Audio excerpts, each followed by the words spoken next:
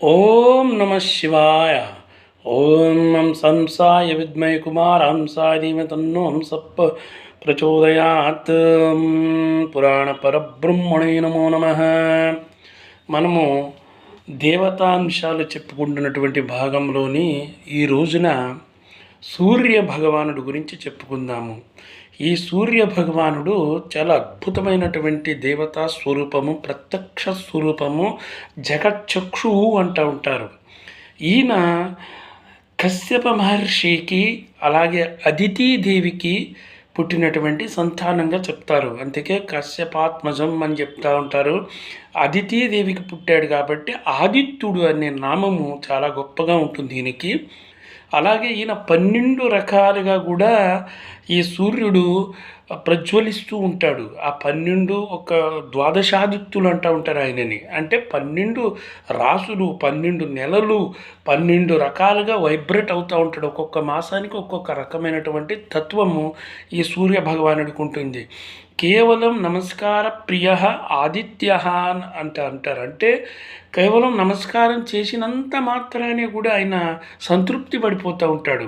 అలాంటప్పుడు చక్కగా ఒక చిన్న రాగి చెంబులో నీళ్లు పోసుకొని దాంట్లో కొద్దిగా విభూతో, బెల్లము, పసుపు, కుంకుమ, గంధము, ఏదో ఒకటి ఆకు పువ్వు ఏదో ఒకటి వేసి ఆ సూర్యుడికి ఇలా 2 చేతులతోనే కూడా అర్ఘ్యంలాగా ఇచ్చి నమస్కారం చేసి దండం పెట్టుకోవాలన్నమాట. సూర్య భగవానుడికి అత్యంత ప్రసన్నుడవుతూ ఉంటాడు. ధనలాభం, ఐశ్వర్యం, ఆరోగ్యాన్ని అన్నిటిని కూడా ప్రసాదించే ప్రత్యక్ష దేవత ఆయన. అలాగే గ్రహాలలోని ప్రముఖమైనటువంటి సూర్యగ్రహం ప్రప్రథమమైనటువంటిది.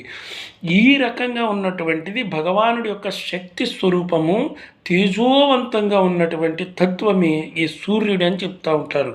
అంతేనా అంటే కాదు. 12 రకాలైనటువంటి జ్యోతిర్లింగాలు భూమండలంలో ఉన్నాయి. ఇంకొకటి ప్రత్యక్షమైనటువంటి లింగమే ఆ సూర్యుడు అని కూడా చెప్తా ఉంటారు లింగ పురాణంలోని. అంటే ఎలా చూసినప్పటికీ కూడా ఈ సూర్య భగవానుని ఉపాసన చేయడం వల్ల ఎన్నో రకాలైనటువంటి అనారోగ్యాలు, జాడ్యాలు కూడా పోయి శుభాన్ని కలగజేస్తూ ఉంటాడు, ధనప్రాప్తిని కలగజేస్తూ ఉంటాడు. అదేవిధంగా ఐశ్వర్య ప్రాప్తి ఉంటుంది, కీర్తి పెరుగుతుంది. ప్రధానంగా పితృ సంబంధితమైనటువంటి అనేక దోషాలు నివారణ అవుతూ ఉంటాయన్నమాట ఈయన పూజ చేయడం వల్ల. అలాంటి ఒక శుభ యోగాన్ని ప్రసాదించే సూర్యుడు ప్రతిరోజు నమస్కారం చేసుకోవాలి. ఎస్పెషల్లీ ఆదివారం రోజునైతే కొద్దిగా ఎక్కువగా నమస్కారం బాగా చేసుకొని, సూర్య నమస్కారాలు చేసుకొని ఆ తర్వాత ఆదిత్య హృదయం అని చాలా గొప్పగా ఉంటుంది. వాల్మీకి మహర్షి రచించినటువంటి రామాయణంలోనూ ఉంటుంది.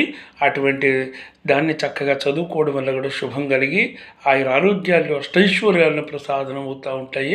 మంచిదండి. ఓం నమ శివాయ. ఓం నమో భగవతి ఆదిత్యాయ నమ. ఓం పూర్ణమద పూర్ణమిదం పూర్ణాత్ పూర్ణముదచ్యతే పూర్ణస్య పూర్ణమాదాయ పూర్ణమేవావశిష్యతి. ఓం శాంతి శాంతి శాంతి.